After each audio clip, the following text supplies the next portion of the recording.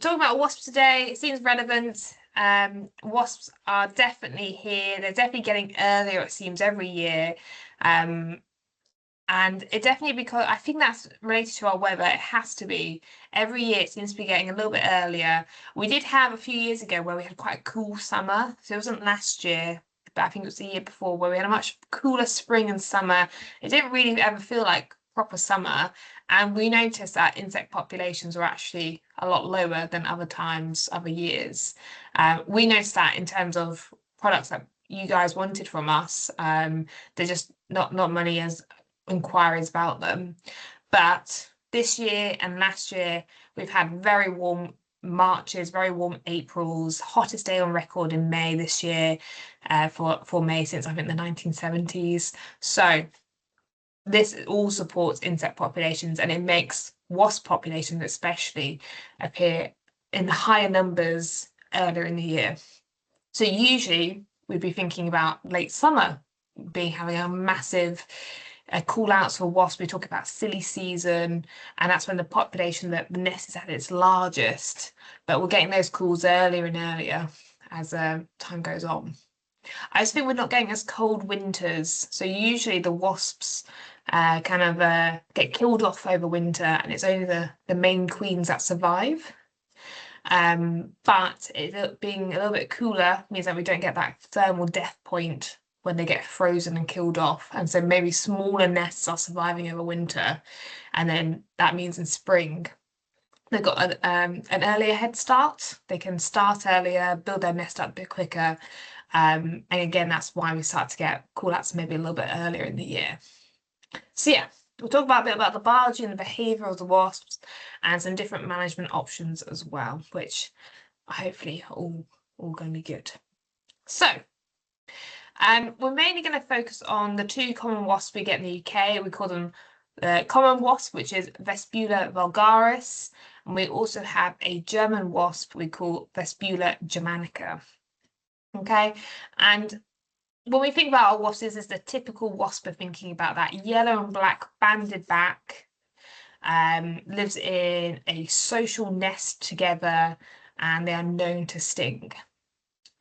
And wasps belong to a group of insects we call the Hymenoptera. And Hymenoptera also includes things like our ants, our bees, but we also have things like sawflies, but these are all insects that have that kind of social structure that we just don't see in other insects. So if you think about a cockroach, they're very much independent living. Yes, we might find them all in like a group together because they like to harbour in one spot, but they're not working together. They're not feeding each other on purpose or supporting the young growing in the nest. They're very much independent, and they're not having this teamwork, let's say. But ants, bees, sawflies will do this, and that's when we get these big colonies, sometimes up to 5,000, 10,000 individuals in a colony, and actually there might only be one responsible for laying in the new generation, and all the rest are just workers supporting the queen, supporting that new generation being born by the queen. So it's quite fascinating. And they're also usually, when we think about these insects, they're a bit more developed in terms of their communication. So have you ever heard of like the bee waggle dance, where like the bees will dance to say like there's a good flower to feed on? And we know like they will communicate a bit more in different ways. I think that's because they live in these social structures together. It's all very, very fascinating. So in the UK, we actually have 8 species of social wasp. There are many other types of wasps. So think about your parasitoid wasps, where they are laying eggs in other insects and they're parasites. We do have a lot of other types of solitary wasps where they don't actually have a group together. But we like to focus on these pest ones that are social ones. They are pollinating, so people hate wasps because of the stings, and there is rightly so. We could get a very severe allergic reaction. We could go into anaphylactic shock if you have a very severe reaction to it. But they do also benefit ecosystems by pollinating plants, whereas most of the time people think it's just bees that do that. There are other insects that actually are helping support our insect and flower communities. In the garden or around outside, they're feeding on things like green flies, flies, caterpillars. And so they're actually quite good for pest control as well. They are feeding on other insects, they are predators, and that's to help to support the developing larvae. So here at the bottom, if you were going to slice open a wasp nest, you can look at the little comb structure inside, and those little combs are created for the wasps to lay eggs in, and the larvae will hatch out of the eggs. Okay, now, so this honeycomb structure, and that's what the larvae are, and that's what the workers are doing when they're collecting these green flies or these caterpillars. They're creating this food source which is high in protein for the larvae to develop really well. They also feed on a lot of sugary substances, so we know they're after like juices, any kind of like high sugar, high fruit content as well, usually. So often that's why when you're having a beer, oh yeah, you could do a waggle dance for a beer as well. When you're having a beer, that's why you have like lots of wasps around, or maybe more cider or wine, we're getting that sugary substance that's attracting them to it. Often you find it around bins as well, and that's because you get like sticky residues, people not like bagging up the rubbish correctly, so it kind of spills and creates mess that the wasp can feed on. If we weren't providing the food source, they get that from honeydew, from nectar. Those are the sugary sources they will get from naturally. Okay, and so here we have an overview of like different types of wasps, bees, and hornets as an estimation of like the size.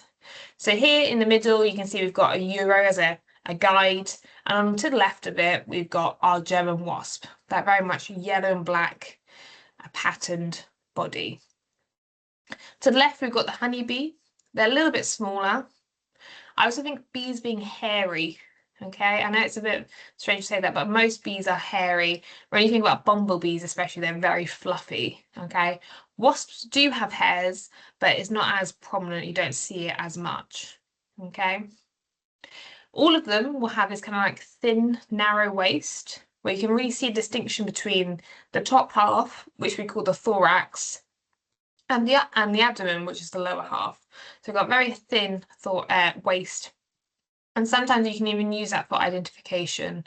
There's certain features in the waist which say, oh, it's maybe this type of wasp or this type of ant. And on the right, we have our hornets. Now, I know there's been a lot of talk about the Asian hornet in the past couple of years. So I thought I'd throw it up here so you can see what they look like in relation to other flying insects. So our European hornet is larger. It's got more of like a reddish brown thorax at the top, and the abdomen at the bottom is that more of that yellowy color. Okay, the Asian hornet is much more black and yellow, so black body, most of the abdomen is black, maybe a bit orange along the bottom, and it's got black legs with yellow feet at the end. Okay, so if you're coming across Asian hornets, the best thing to do, and the advice is still to report it. I think that might change in a few years' time, because we're getting more and more Asian hornets every year. But the best thing to do at the moment is to report it, and then the government or DEFRA will come out and help remove the nest. And that's because they're trying to limit the spread across the UK. I mean, they're really trying, but the Asian hornets look like they're here to stay now. From a few years ago, we're getting a couple of cases in the south of the UK, quite a few in Jersey, but now we're getting them all the way up in Yorkshire. We'll get them widespread, so that I think they're here to stay now. And Asian hornets are a bit more tricky to treat because they will have a main nest, but also a smaller satellite nest. So you've got to make sure that smaller satellite nest appears later in the season, but you've got to make sure you actually kill both of them off to get rid of the whole colony. Okay. Now, if you're still not sure about identification, I like to go to this fact sheet. So if you go to the NNSS, the Non-Native Species Secretariat, you can get lots of really useful ID sheets, and not just for insects. They also have things like American mink. They've got let me see, I can't remember what I looked at on there, but there's lots of different fact sheets. And here you can see I've taken a screenshot of what they have for the hornets. And you can see that kind of, again, the same sort of colours we talked about, like the brown and black body, mostly abdomen black and brown, but with that orange stripe across the bottom, and that brown black leg with a yellow foot or yellow end to the foot. Okay. They are a massive problem because they are very good hunters of honeybees. So hornets, as European hornets as well, will hunt on bees. And what they do is they will hang out outside a bee colony, and as the workers return, they kind of swoop in and grab them out of the air. But Asian hornets are particularly good at this, to the point where the whole bee colony collapses. And you don't get that with European hornets. They're much more they've like evolved together, so they're much more likely to both survive. But Asian hornets are very aggressive in that tactic and will keep decimating that bee colony. So that's why we don't want them. So yeah, that's our Asian hornet. And here are some of the wasps we do get in the UK. So our main social wasps. Now, for the purpose of today, I will just mainly be thinking about our common wasp and German wasp at the bottom. And this is most of the wasp nests you'll be treating. If honest, I would treat all these wasps in the same sort of tactic, but most of the time you will be treating the common or German wasp, okay? And I like this because it's almost like mug shots of wasps. You can see what their faces look like, and they all have like different little patterns on their face. So for example, a Saxon wasp has this line and 2 dots at the bottom. Tree wasp has hardly anything. If it has anything, it'll be like a small dot in the middle. Our German wasp at the bottom on the right has mainly 3 dots. And our common wasp in the middle has like this kind of like anchor shape, we say. And that's a little bit wider than the red wasp. It's a little bit harder to do a red and common wasp, but basically you look at there's more black on the face of the red wasp. There's a bit more above the eyes, but really when you get the whole insect, you can see the red markings on the red wasp, which gives it away a lot easier. Okay, so when we have our wasp life cycle, what will happen is that we have a queen wasp that has survived over winter, and she will create that first new nest. So what she'll do is she'll strip the bark off a tree, or get like the wood off a fence, any kind of like cellulose material she can find in her surroundings.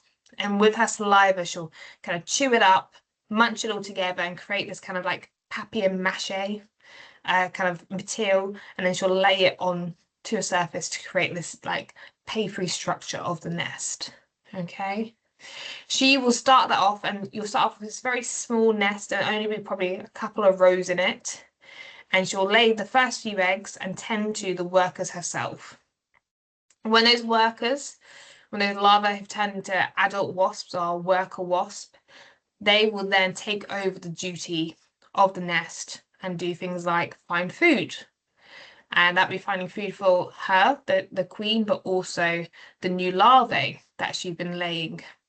Okay, they also will build the nest bigger and bigger to accommodate the new eggs that are being laid by the queen. So suddenly you'll get more rows appearing. Okay, and typically in the first part of the year, she will only be laying eggs that will turn into workers. Okay, at some point in the year, later on, probably around this time, she might have done a bit earlier, might be a little bit later, depending on the seasonality and how well that nest has grown. She'll switch to start laying new queens and drones or males. Okay, and to make a queen, you have basically a female egg, but you will feed that larva a lot more food, a lot more nutritious food. And so that will make them a larger body size and the ability to actually lay eggs because they are larger. Okay. So a nest we use in one year can usually rise up to 30,000 wasps. So it's a lot of egg laying she's doing.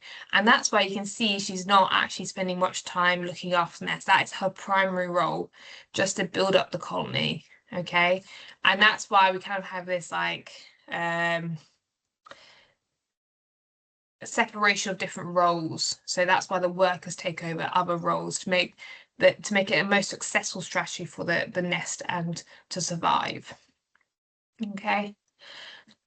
Here we have some different forms. So this is a German wasp, and you can see that they do look all very similar, but the queens are larger, and that's because they've been fed more food when they're growing. So here on the right, let me just turn on my pointer. Here is our queen wasp, and this one here is a worker wasp. So they are a similar pattern across the abdomen. This is our male as well, our drone. Now his main role is to mate with new queens, and then that's it, I'm afraid. He doesn't survive the winter. He probably lives a couple of months, but that's his main role. So he looks very much like a worker, but you can get different patterns across the abdomen, and it's the same across the face. So the one I showed you was our queen wasp earlier, but you can get variations. So like this is our worker wasp, and she's got more of a line with the 2 dots at the bottom, whereas our queen wasp has 3 of those dots. Okay, so if you start to see bigger wasps, that could be if we were in March and you start to see queen wasps, that's a new queen that's emerged from hibernation. She's building up her nest. Later on in the year, it's the queens that have been born that summer, and they will be trying to find a male to mate with and then form their own little hibernation place to survive the winter for next year.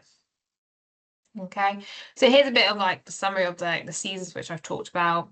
So early spring, we've got forming of the colony by the queen. She will care for the eggs, care for the larvae. In later spring, you start to see the workers start to emerge, start foraging. Again, like I said, it could be earlier. If we had a really hot March, those workers will actually get to adulthood a lot earlier. And we know that insect growth rate is related directly to temperature.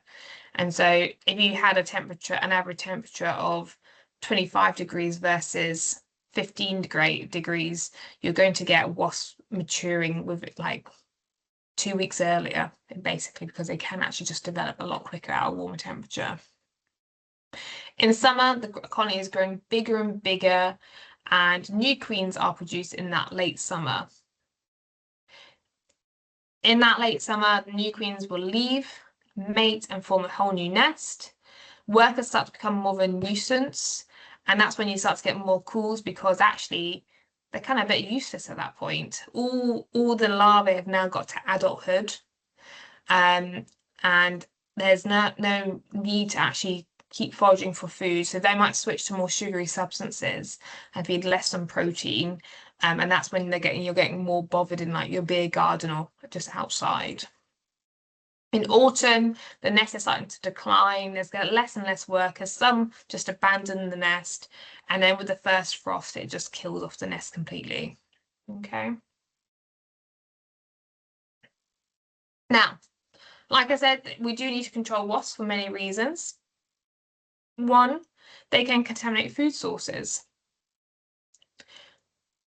Oh yeah, thank you for the typo. I did notice that, but I thought no one else might notice, so thank you for picking me up on that. I thought I carried on quite well and no one noticed, but obviously people are very, very keen to see. So control. Contaminate food sources, food materials. That is a massive issue. We don't want to have any like wasp wings, wasp hairs, wasp legs in our food. And the Food Safety Act 1990 says very similar things. It says any food that's being prepared for human consumption must be safe to eat and free from contamination. And so we don't want any of that in our food. And if we do have that in our food, we can't sell it. And so a business may lose money, and so they'll have economic losses as well. Loss of goodwill, so adverse publicity due to the presence of wasps. Oh, I don't want to go to that beer garden that's got all the wasps in it. Can we not go to that pub down the road? You know, if you know there's a wasp issue in a certain location, people will avoid it. And that's because most people in the UK are very fearful of stings. I've been there having a nice drink with some friends, and I don't mind them too much. I just stay quite still, and they don't bother me too much. But everyone else at that table stood up, ran away straight away, and there's a very low tolerance because of the fear we have around the wasp stings. Like I said, prosecution for selling contaminated food, that's come back into the Food Safety Act 1990. We could have staff not being very happy to work in a certain location because they are frightened of them. The wasps keep being around them or maybe attacking them. So even like people emptying the bins at the end of the day, oh, I don't want to empty the bin and put it outside because there's wasps outside that always bother me. So that's again a reason. Fear and discomfort for stings, they are painful and unpleasant. Sometimes you get these rare cases where you get people being stung hugely by wasps. Here we got a man that was stung by 250 wasp stings. I mean, that is quite severe. That is a massive reason why we would want to control them. And you get that because when one wasp starts to sting you, they leave a pheromone behind, and that encourages the other wasp to also attack. Again, we're getting this kind of community teamwork of the wasp nest. And if something's a threat to one of them, they all feel under threat. And I've had cases where people are running and the wasps are following them because they're following that pheromone that's been left behind in that stinger from the wasp. Wasps can sting multiple times. So for them, they're much more prone to stinging than bees, because bees, when they sting, that's the end of their life. They don't like to do it unless they really have to, because they actually lose the bottom half of their abdomen in that sting, so they can't survive. Whereas wasps have multiple stings in them. Okay. So let's look at some management options then. So first thing, if you can't find the wasp nest, consider trapping. Or maybe you know where the wasp nest is, but it's in an inaccessible location. So maybe it's in the next door garden over a fence. Maybe it's really high up in the tree and you can't reach it. What you can do is put out things like wasp traps. So there's also a wasp bag. There's different wasp traps available on the market. And what you do is you'll put a sugary solution within it. We create our own wasp bait at Pelsis. We also do sell it to others as well. But this will have this very high sugary content, and it also has a bee deterrent in it, so bees don't get caught in the trap, which is very useful. We're just targeting the wasps. And what happens is it creates this kind of bell-shaped wasp trap, and the wasp will fly up under the bottom and then get caught in the trap and can't escape. Okay, usually we would hang that in a tree, we'd hang that along a fence. We're trying to put it in an area where we're trying to attract the wasps away from people. So I've seen someone put this straight on a table, and one, that's stupid because the wasps actually can't get underneath it because it's on a flat surface. But two, the wasp might see that as a way to attract them to you. So it's much better to use these in locations where you're trying to get the wasps away from people, away from a certain area.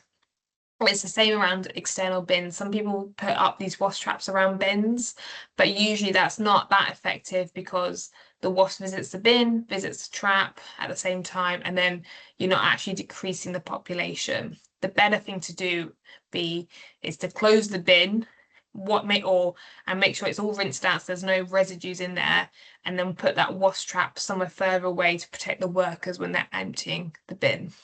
Okay. Like I said, you can get bags as well. There's different forms. You can get nice long towers like with a wasp vane, but they all have this kind of very similar shape. Most of them are yellow, and that is quite attractive to wasps. There's also a pink wasp trap available if anyone's seen it, and pink is also known to be quite an attractive colour to wasps. So one of the things they say is don't go around in your yellow high-vis or pink high-vis because the wasps see that as much more attractive. If you can, go for something like a red high-vis, because the wasps don't find that as attractive. They can't see red light. I'll talk about that in a moment, but one of the worst things you can do is turn up in your high-vis, nice bright sunny day, you are a beacon to the wasps, and they will start coming towards you as well because they see that colour nice and bright. And here, it's a very blurry picture, but this kind of shows where you would put wasp traps in like a whole area, a whole site, if like the whole place had a wasp problems. We're keeping it to the yellow dots are the wasp traps. We're keeping them to like the edges around the perimeter and less like in the middle where people will be. Okay, so if there's like a seating area, I wouldn't put them in there. I was trying to attract the wasps further away. So for example, here we actually have some tables. It's an outdoor seating area, and we've put the wasp traps around the edge, so they're not actually right by people along this wall, which some people will do. Okay. We can use them in lots of different locations. We've got picnic areas, we've got beer gardens, theme parks, food production sites, outdoor swimming pools, zoos. All of these locations, we might have a burden of wasps. And these locations, usually in summer, because there's food, because there's people producing like liquids and ice creams, these are the common locations we do have wasps turning up. Okay. And yeah, so this picture as well, I said, don't just put it on the table. It doesn't work particularly well. Make sure it's far away in a tree or along a fence line. Okay. If you can find the wasp nest, definitely use something like an aerosol or a dust product. The wasp traps are excellent, but we're only ever going to suppress the population. We're probably not going to get to the point where we're actually going to kill off the nest completely. And that's because if we're dealing with 30,000 wasps in a nest, we're going to have to put up a huge number of traps to actually decimate the whole colony to the point where it collapses. So if you know the nest, you know where it is, it's an area that is accessible, you can treat it, I advise you do that. And as a professional, most of the public won't want to do that. So this is where we are sealed and we should be doing it. So here are some aerosols that are available. We've got a dye-grain wasp and hornet destroyer. That's very good because it has got a very strong trigger, and so it's powerful enough to actually penetrate the paper of the wasp nest and actually get inside the nest, which is excellent. So you can spray up to 2 to 3 meters away. So if it's your first job, or if it's a particularly big nest, that might be useful. We also have things like a flying insect spray by Envu, or it used to be called Bayer. And we also have just a dye-grain control. And there are more available, but you want something that has a quick knockdown. We don't want to be troubled by those wasps. So you want something that basically drops them to the ground very quickly. And then you want something that is a long-lasting insecticide inside the nest that will be killing all of the workers off, all of the queen, all of the larvae. Okay. Aerosols are great for that because you don't have to worry about like getting too close to them. They're very easy to apply. Someone asked me once, like, why do we not use a spray? And you don't want to use a spray because you just end up soaking the nest. You need the gas or the aerosol to actually penetrate inside the nest, fill up all the little comb structures where the larvae are. Okay, the liquid would just like soak it, and you probably would end up with like half of it being drenched and the other half untouched. So yeah, use an aerosol rather than a spray. We also have dust available. That's my second choice. Some people have dust as their first choice. It's up to you. I know we don't have FICAM anymore, and I know lots of people are upset by that. I'm sorry. It's just one of those things that it was quite a dangerous chemical to use, and it was the last thing on the market with benziocarb in it. There's nothing else available now that has that active ingredient. It was always been quite dangerous to use for humans as well. But we were using it for so long because if you did get poisoned, you could reverse the ill effects of it, unlike some other older insecticides. But it's also dangerous for bees, other like pollinating insects, things that we don't want to target and kill. And so that's why they removed it. We're supposed to have used it by January 2025.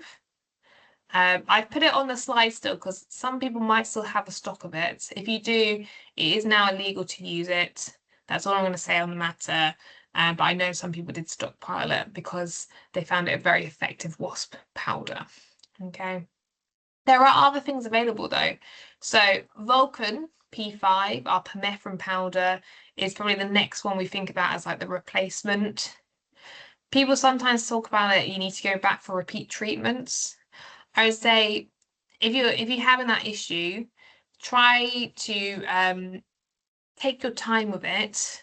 And you might have to just spend a little bit longer on the site when you're treating the wasp nest to get the powder in lots of different places inside the nest. Also with the application, sometimes people talk about it clogging their nozzles in the duster.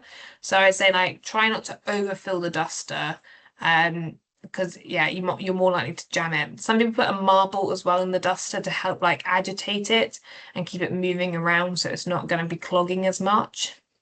But it is effective. You just need to maybe get a little bit more used to using it over other things we've had in the past. There's also something called quartz dust. If you're not aware of that, that is a different active ingredient to most of our powders.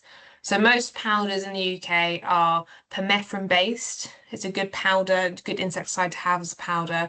But we also have something called azamethithos. And this is a very quick knockdown. If you've not heard about this one before, this one's useful to use because if you've got a large nest, you want to have that quick knockdown very quickly to kill the wasps, of course, before they bother you. But there's that also available on the market. It only comes as 10 sachets in 300 grams. So you only get 10 doses per box.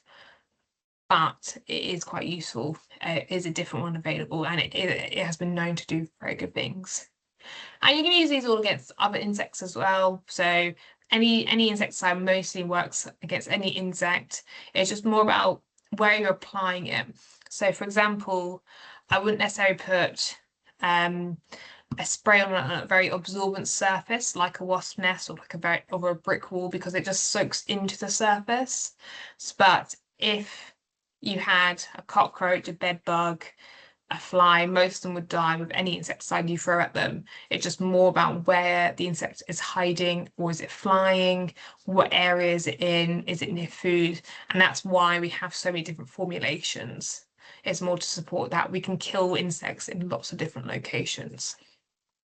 Okay, so of course, if you're using a dust, we need to use a dust applicator. So here we've got a few on the slide. I don't have any preference for any of these. I know some people do. I think it's just what you've been trained on, or there's benefits and limitations to all of them. So just like it depends on what you've been trained on. But I know the DR5, I quite like that one personally. But Dust Stick, AR8 Pro are again very useful, and there are new ones on the market as well. So I can't talk about them too much because we don't sell them, but there are other applicators available as well. Sometimes they turn up to PestX or Pest Tech, and you have a little look around and see what they've got available. But these all work very, very well.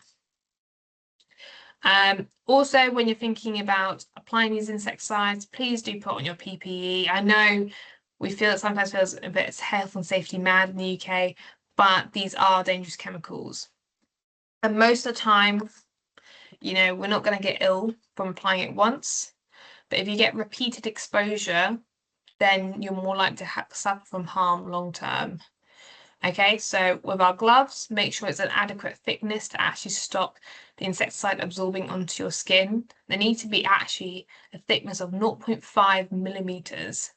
Some gloves are thinner than that. They're much more just used for like putting bait into bait station, when you're like touching rodent boxes to protect you from any like pathogens the rodents are transmitting. But when you're using insecticides, make sure it's an adequate thickness in the glove to actually protect yourself. If they're too thin, it kind of has these small holes in the glove surface that can actually penetrate and then get onto your skin. We've got goggles, really useful, especially if you've got like powder so it doesn't get into your eye, and aerosols where you don't want to get it into your eye. I did have someone who came on a course once and he had been using insecticide, I think it's Vulcan actually. He'd been treating a wasp nest, used insecticide powder, and he had been thinking about the direction of the wind flow when he was applying it. He had his goggles on, but some of it had started to land on his head. And later on, when he was in the shower, it kind of washed off and then went into his eyes. and unfortunately he ended up in hospital overnight in an eye wash station to actually rinse this insecticide out of his eyes. So do think about the wind flow when you're treating, about is it going to be just blown straight back onto me? If you can, think about a different direction so you're not going to get contaminated. We always have beekeeper veil as well to make sure you get protected from the stings. Try and get it like loose fitting. Sometimes the wasps can sting through it. So if it's touching your skin, they could potentially sting through it. So but it's nice and loose, they won't be able to get to it. Okay. And I always prefer full body suit. I know some people don't always have availability, they just have the top half, but you could get stung on your legs just as much as the top half of you. So yeah, always wear it, and if you can, get a full body one.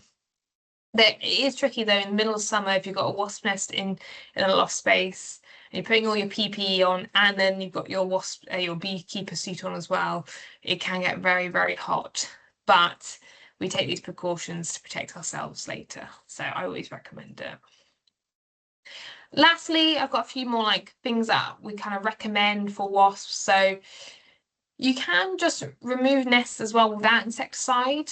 I don't know if anyone's ever tried it, but you can do it by just like if the nest is small enough, you can just like knock them off and put them straight into a plastic bag or straight into a bin. I'd probably put it into a plastic bag and then put that into the bin.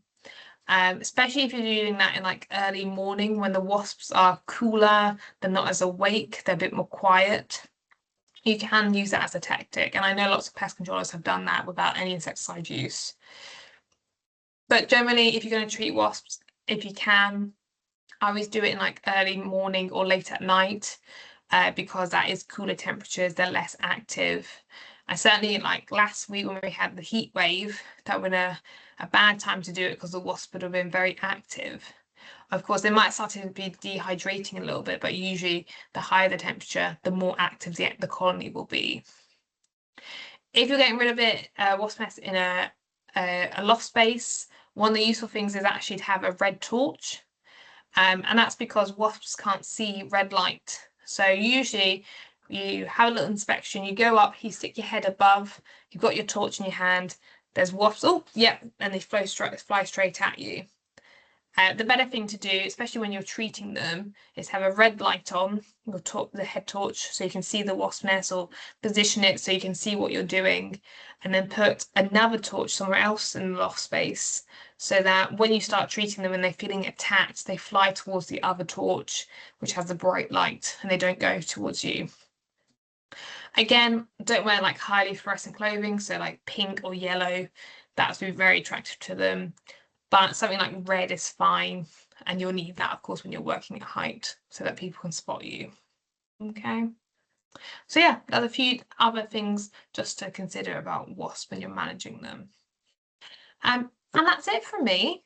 That's all I prepared on slide-wise. So if you've got any questions, do pop them in the chat and I'll have a go at answering them if I know what the answers are, that is. Thanks, Sophie. There's a question here. Is there an optimum distance for the wasp traps to be placed from the area you want to reduce activity from? Oh, I don't think there's an optimum distance. I would try to get them 5 to 10 meters away, just to like, there's no like real distance. Really, you'd want them as far away as possible. That's not always possible. That's not always easy to do. But I'd say 5 to 10 meters away from where people are. That would be the best solution to track them away from where you are, where the food source is. Yeah. Just another question that's popped up. Will anything be as good as fire candy? Oh, what a good question. If you haven't tried the quartz yet, I'd say give it a go, because the azomethylphos in it is known to have a quick knockdown. You don't see it in a lot of other insecticides because usually it is considered a little bit more dangerous to use, but I mean it's still approved, it's still safe to use. That's why we've got it available. But when you see azomethylphos used, typically It's more for big fly populations around a lot of cattle where you've got so much dung available, and they're trying to really like lower the population as quickly as possible, and that's why they have to use something like azamethophos. So that's in something like called 21 insecticide, which is a fly bait, but they've also put it into this quartz dust for wasps and other crawling insects. And I think on the label it just says like apply into the nest. So you have to make sure it's around the entrance and into the nest. And yeah, it's very, very successful, I think. Okay. Another question, is it recommended to wear a mask during application to prevent breathing in the dust? I would recommend it. I know not everyone does, but I would have a face mask on. So again, you're not breathing in the dust, not breathing in the aerosol. Yeah, I would do that. Any kind of insecticide treatment, not gels, of course, for cockroaches and ants, but any kind of insecticide treatment, I would make sure I've got a face mask on. Okay. Do I always have to come back to remove the dead nest? It's a good question. You don't have to, no. Think about the service though you're providing. Like, if you know it's definitely dead, you don't have to come back. But that nest, depending on where it is, could start to disintegrate. So especially if it's inside, you might get other insects eating the dead wasps, and you could get like different pathogens as well from those insects. So if it's inside, I'd always try to remove it to get rid of it. If it's outside in a tree, I would still want to remove it. Maybe that's because at some point it will drop. If there's no wasp looking after it, it will slowly disintegrate and drop, and again, it'd be left over in an area, and you could get it contaminating ground because it is being treated with insecticide. But if it is that impractical to pick it up or to return to remove it, yeah, I think it would be fine. It will just disintegrate away because it's just a paper material, but I would try to remove it. Yeah. I think, oh, hang on, there might be another question on the other side. Let's have a look.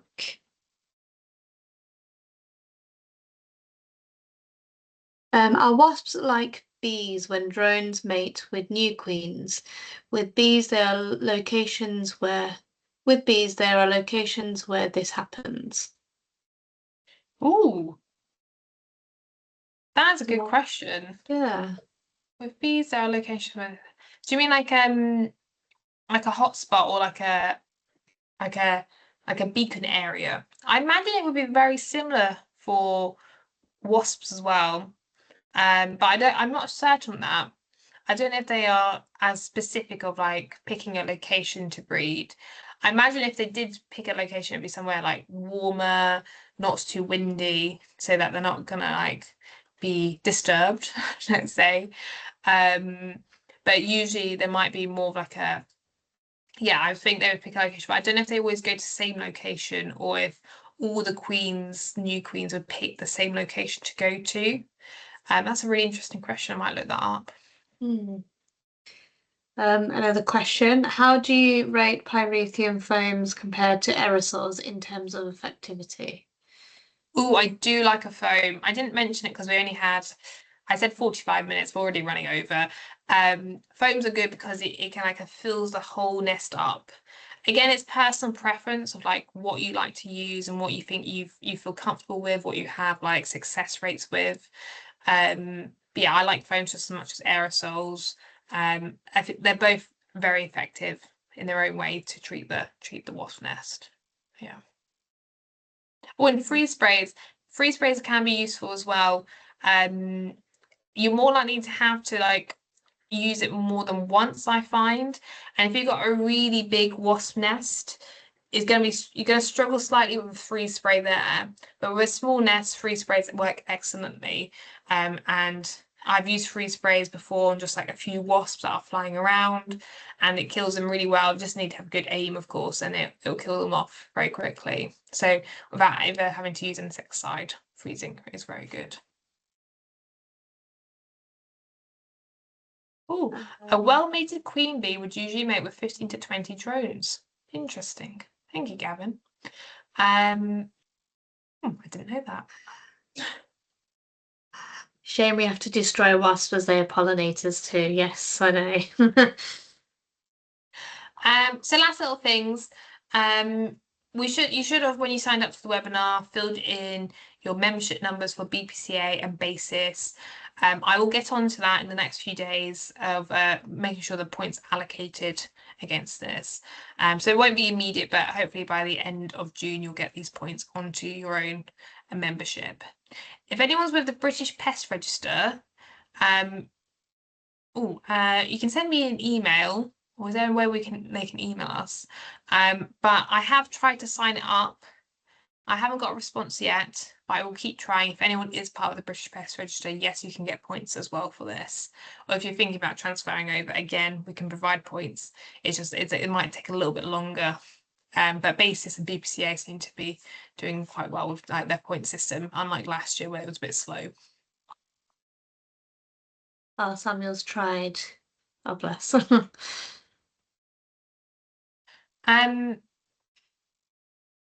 If there's anything else, yeah, if you've got multiple people as well looking at the screen, and you had multiple people wanting the points, again, just make when you register them, or you can send us an email after. I'll put it on the screen actually, and then we can sort that out if anyone misses their points. I've put it in the chat as well, your email address, Sophie. Okay, thank you. Oh, can't spell Belsis. Still can't spell it. At least it's not a swear word this time. Excellent. But yeah, I hope you enjoyed it. We're hoping to run another webinar. We've got one lined up for September on rodents, but if we can, we'll probably do another one in a couple of months if we've got the time.